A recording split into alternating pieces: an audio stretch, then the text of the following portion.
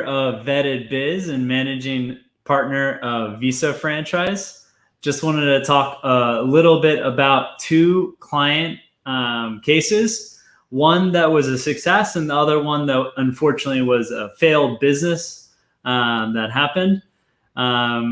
So I want to tell you a little bit about the two industries that these two clients invested in. One was in food and beverage, and particularly it was in ice cream. I'm going to go ahead and share my screen here so you can see a little bit about the data in terms of food and beverage industry. Let's see if we can zoom in a bit. So over the last 10 years, for non-franchise businesses, for every eight businesses owners that paid their loan in full to the Small Business Administration, one defaulted. And there was a charge-off and presumably the business failed. When you compare that to the franchise space, franchising has proved to be a little more successful for food and beverage. And this includes big companies like 7-Eleven, McDonald's, Subway. The loan success rate was 9-1. So we do see a little more success in terms of over the last 10 years going the franchise route. Obviously, that's going to depend a lot on the type of franchise, the particular franchise. And then looking at the real estate industry, and this also includes real estate property management, which over the years we've had 20 plus clients invest in. The SBA loan success ratio is substantially higher than for food and beverage. It's at 21-1. So 21 business owners paid their loans in full and one defaulted. That's the ratio that we like to look at to define the success of different industries and different franchises and businesses. The franchise loan data, so that was for non-franchise independent businesses. For franchising, it proved to be a little more successful, 26-1. So essentially for every one business that failed and defaulted on the loan, there were 26 that were able to successfully pay their loan back in full. So I wanted to go through this a little bit to give a little background on these two client case studies that I want to go through. So the first one has been a very successful client of ours from a few years back in Florida. He invested in a real estate property management franchise. The first year, it did take some time to get the business going. However, after 3 years, he has nearly 200 properties under management, mostly single family homes that he's been able to grow organically. He invested around $100,000 in this business. I'm not going to lie, the first year was pretty tough, especially the first 6 months. Growing that initial base of clients took some time. And then a lot of it became down to referrals, and he became known in his local community as the go-to for real estate property management. And his business has flourished as a result of his hard work, business acumen, especially in the real estate industry. He came from that background. And the fact that he's a go-getter and he's not afraid to reach out, cold call, especially in the beginning. And he has a very small office and he's able to go out to get business. We contrast that with, unfortunately, a client whose business failed in the food and beverage industry.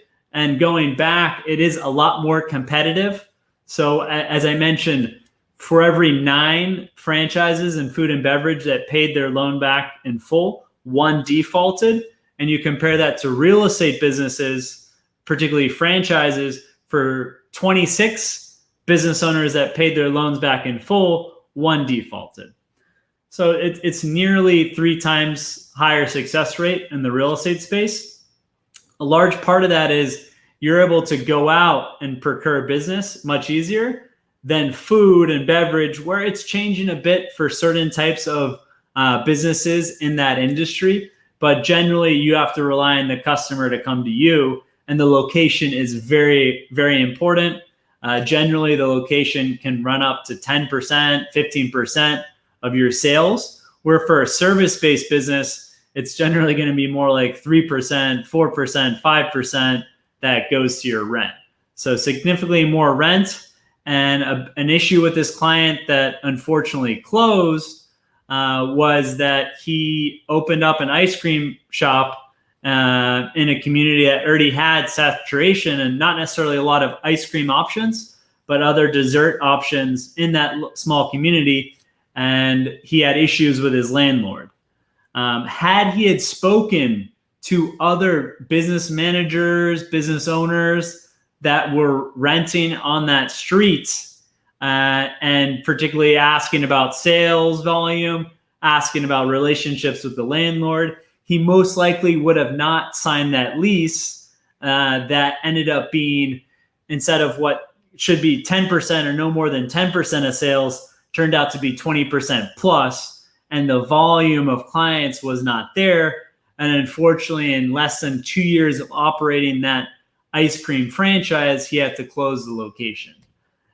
Every failure that we see, we do a deep dive, and we want to see how we can avoid that for future clients. And a big part here was not investigating closely enough the local demographics, and particularly that block in terms of foot traffic, as well as car traffic.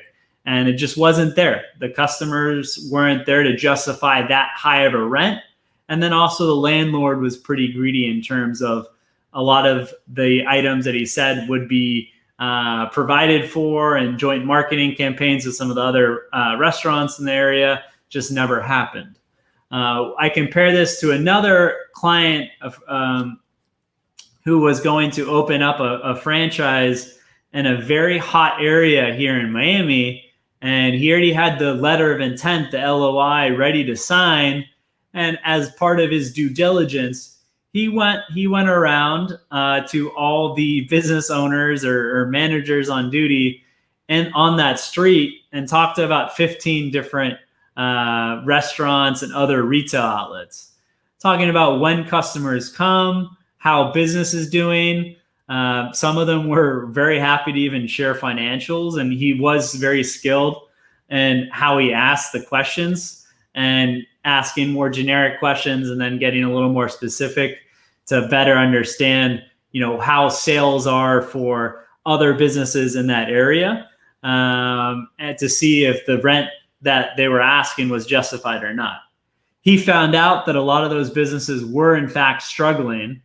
And based on his conversations with other franchise owners, business managers, franchise managers in the area, he decided not to move forward with investing in that location, despite a lot of tenant improvement from the landlord.